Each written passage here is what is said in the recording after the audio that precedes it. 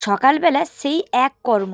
গরমের দিনে রোদ থাকে, বর্ষাকালে যতই বৃষ্টি থাক, শীতের দিনে যতই কুয়াশা থাক, পেট তো আর পরিবেশ বুঝে না। রাত পোহালে পেটে কিছু দিতেই হয়। এক দিনে একরকম হয়। সবই জোগাড় যন্ত্র করে নিয়ে এসে উনানের পাশে বসতে হয়।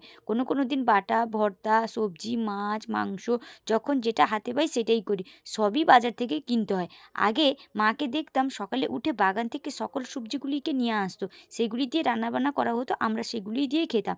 নমস্কার বন্ধুরা, আজ করব মিশালি সবজি। এই জন্য বাজার থেকে শীতের সবজিগুলি সব রকম কিনে এনেছি। এরপর কেটে ধুয়ে পরিষ্কার করে কড়াইতে তেল দিয়ে আলু, বেগুন, ওলকপি, কড়াইশুঁটি, টমেটো ভালো করে ভেজে নিচ্ছি। ভাজা হয়ে গেলে ওপর থেকে কয়েকটা বড়ি দিয়ে লাল লাল করে ভেজে গামলার মধ্যে তুলে নেব। এরপর কড়াইতে তেল দিয়ে আদা, জিরে, তেজপাতা, গরম মশলা এছাড়াও নুন, হলুদ, লঙ্কা দিয়ে মশলাটিকে কষিয়ে আগে থেকে ভেজে রাখা সবজিগুলিকে দিয়ে সামান্য কষিয়ে নিয়ে ওপর থেকে গরম জল দিয়ে সামান্যভাবে ফুটিয়ে নিলেই রেডি হয়ে যাবে মিশালি সবজি। আপনারা বাড়িতে একবার হলেও ট্রাই করে দেখবেন, সত্যি খুব অসাধারণ।